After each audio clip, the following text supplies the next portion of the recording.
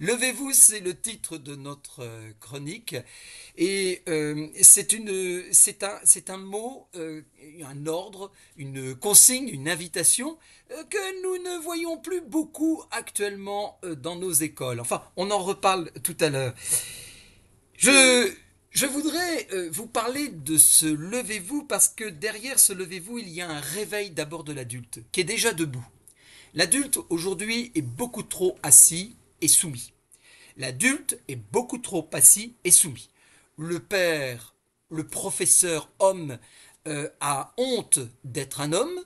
Il faut surtout qu'il se taise parce que de toute façon, dès qu'il commence à donner des consignes, on considère qu'il est agressif. Et c'est une grave situation culturelle aujourd'hui. Une grave situation culturelle parce que nous sommes dans un contexte, comment vous dire, où ce qui doit être le poteau indicateur, ce qui doit être le tuteur, ce qui doit être la sécurité du mineur est en permanence mis à l'épreuve et on lui ordonne de s'asseoir, de se coucher. Vous savez, il y a des messages subvertifs qui apparaissent dans les publicités. Nous avons une publicité sur l'économie d'énergie. Je ne peux pas donner le titre, bien entendu, de la marque, enfin, donner le nom de la marque de cette campagne. Mais nous voyons un père, je suis désolé de vous le dire, il est complètement abruti, ce père. C'est un imbécile. Il est dans sa chambre, comme un vieil ado. Où est sa femme? Où est son épouse? C'est un mariage explosé. Et nous avons un fils qui rame, qui fait la cuisine, qui a mis le couvert, et qui donne des ordres à son père. Et qui même lui dit je t'entends, tu continues encore sur ton portable. C'est ça notre société que l'on propose à nos jeunes qui ont tout à apprendre, à découvrir la sécurité.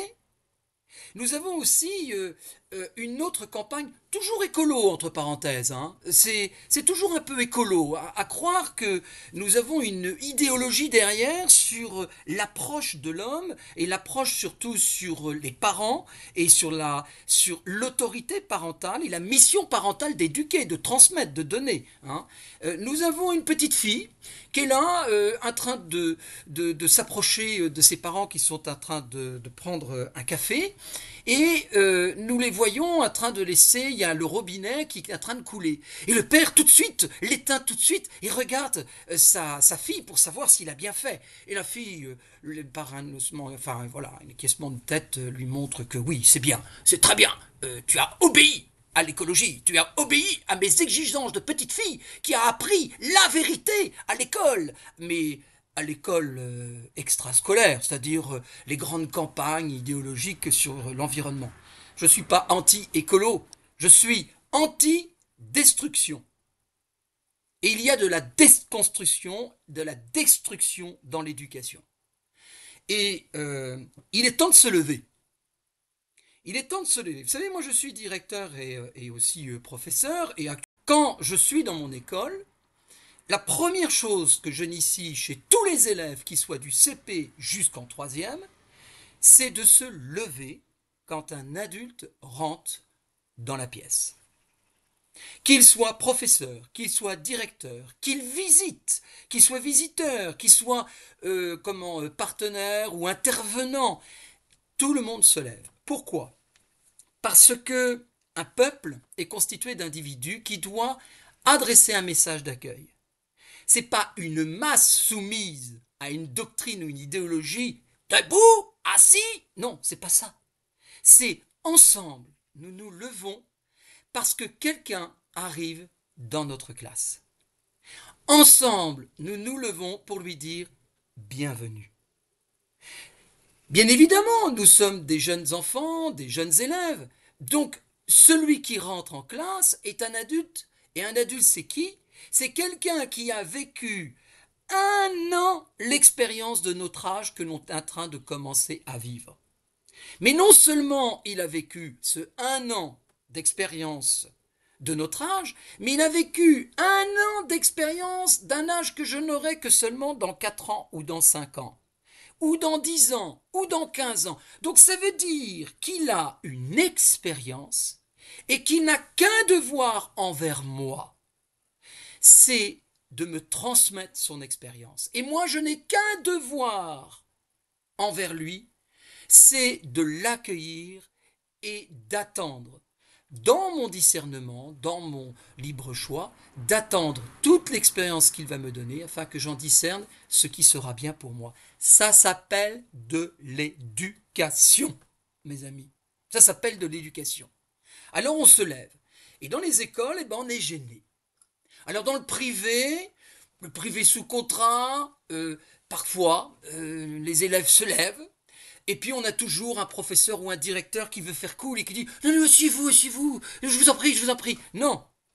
Est-ce que quand quelqu'un nous tend la main en nous disant bonjour et qui veut nous serrer la main, on va faire non, non, je vous en prie, je vous en prie. Aujourd'hui, de toute façon, on sera qualifié de trouillard par rapport au Covid. Mais ce serait un affront. Nous ne pouvons pas, face à l'éducation que nous donnons à nos jeunes, de se lever pour nous adresser à celui qui arrive notre respect. Nous ne pouvons pas, sous prétexte de les respecter, d'être des magots, d'être je ne sais pas quoi, leur dire c'est vous, c'est vous, c'est vous. C'est comme si on refuse sa main. Voilà, voilà ce qui se passe. Mais comme on est en train non pas d'écouter l'enfant, et de recevoir ce que l'enfant peut même parfois nous apprendre, parce que c'est ce qui se passe, il nous surprend, il nous apprend, à travers les codes qu'on lui donne, eh bien, c'est différent. Oui, mais vous savez, il y a des élèves qui disent ça me saoule, etc. Oui, oui, oui, oui, oui, oui, ça me saoule. Vous savez, il y a une excellente publicité actuellement faite par le gouvernement que j'aime beaucoup sur les ados et sur l'initiation au sport. Alors il y en a certains qui sont appelés à aller faire du foot avec un ballon, et il y en a d'autres qui sont appelés à aller à la piscine, mais il y a de l'eau, et etc. Enfin à nager et tout. Bon.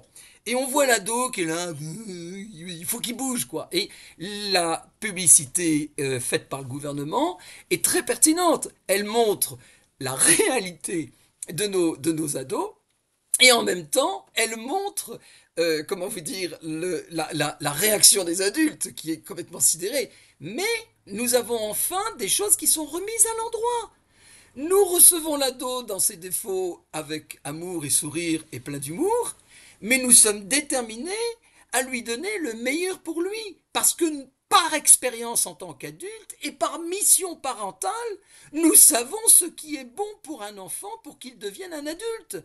Il a besoin de sport, il a besoin que son corps bouge, il a besoin que son corps se repose, il a besoin que son corps soit bien nourri, il a besoin que son intelligence soit nourrie et donnée dans la qualité de l'enseignement, et il a besoin également d'expériences d'intériorité, de silence et de rencontre avec Dieu.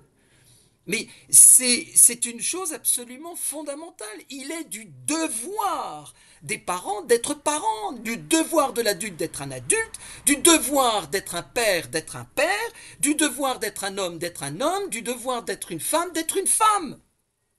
Parce que l'enfant en a besoin, il en a le droit. Il en a le droit. Et c'est ça qui va d'ailleurs le faire grandir. Alors dans l'éducation, on dit levez-vous aussi beaucoup dans le hors contrat. Dans le public, ça se fait un peu plus rare. Mais par contre, donc ça veut dire, vous voyez que dans le droit, c'est ce que je voulais vous dire, dans le protocole scolaire, a disparu levez-vous. Ça a disparu. Et ça a disparu idéologiquement. Nous avons volontairement dans les années 70, 80, 90, 2000, 2010 et jusqu'à maintenant, nous avons systématiquement mis en contestation le fait de dire à une classe « levez-vous ». Mais par contre, aujourd'hui, on s'entraîne au cours d'un exercice de confinement à dire à l'enfant « couchez-vous ». C'est-à-dire que devant la peur, nous invitons les enfants à se coucher. Je ne vais pas dire qu'il faut que les enfants, dans l'entraînement du confinement, parce qu'il y aurait un taré qui vient dans l'école, il faut surtout dire aux enfants de se lever. Non, c'est pas ce que je suis en train de vous dire. Mais un enfant, avec son cerveau et la maturité de son cerveau et l'évolution de son cerveau et donc de son esprit cognitif, l'enfant se programme. Et si nous ne disons que comme consigne à un enfant de se coucher, alors que nous avons éliminé le levez-vous, l'enfant va grandir dans la soumission, et qui plus est dans la plus grande soumission par la peur devant une épreuve. Il faut, dans l'entraînement du confinement, dire à l'enfant: sécurisez-vous, protégez-vous, mettez-vous sous les tables. Alors vous me direz, Albéric, que c'est jouer avec les mots. Nous sommes en France. Nous avons une langue. Et cette langue est absolument incroyable. Elle est tellement incroyable qu'elle est utilisée par la magistrature sur le plan européen, donc international, et par l'Église catholique sur le plan philosophique. Parce que les vocabulaires le vocabulaire et les mots sont précis. Et ils disent des choses qui sont parfaitement en harmonie avec l'élévation et l'éveil de l'intelligence et de l'esprit de l'être. C'est pour ça que le français est beau. Et pas seulement parce que je suis français que je le dis. C'est une très belle langue. Et donc, lorsque nous sommes, qui plus est, à l'école, il faut quand même utiliser la langue française comme il se doit. Et donc, il faut dire les mots qui donnent à l'enfant de se responsabiliser, mais en aucun cas de se soumettre. Et ça, c'est quelque chose d'absolument fondamental. Il faut que nous ayons la possibilité d'éveiller le courage, d'éveiller la motivation. Et même dans l'ordre du confinement, le courage sera de préserver l'autre.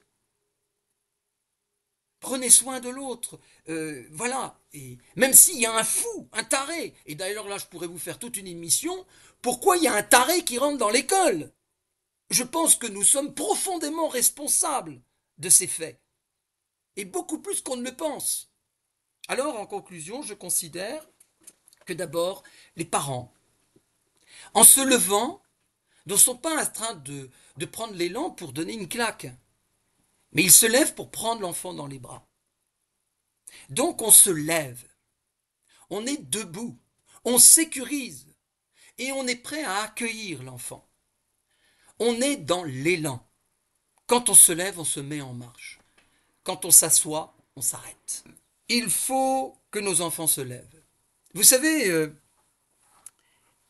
bon, moi je suis un aristo fauché de la campagne, et ma manière de respecter celle qui m'a porté pendant 9 mois dans son sein, c'est-à-dire ma mère, eh bien, on est dans notre salon, assis sur nos fauteuils un peu usés, et quand maman rentre, on se lève, les garçons. Parce que maman, puisqu'elle nous a portés pendant 9 mois, et parce qu'elle est notre mère, elle a le droit de choisir même notre propre fauteuil.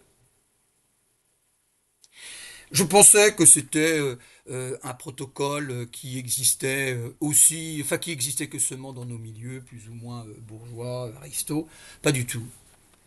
Je l'ai vu également chez un camarade dans le monde rural. Je l'ai vu également chez des élèves qui étaient issus d'un monde ouvrier. Donc vous voyez, euh, il y a, il y a vraiment un geste quand on se lève. Il y a toute une possibilité que l'on donne à l'enfant d'exprimer sa reconnaissance. Quand on dit oui, il ne faut pas soumettre l'enfant au professeur, c'est pas ça. Il faut lui permettre d'exprimer notre reconnaissance et sa reconnaissance.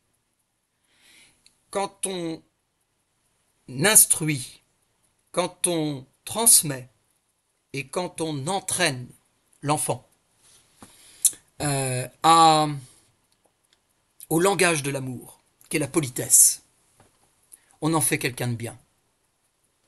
On en fait un homme et une femme debout, avec une tête bien faite et un cœur généreux. Moi, c'est ce que je souhaite de tous les enfants que je rencontre, quels qu'ils soient.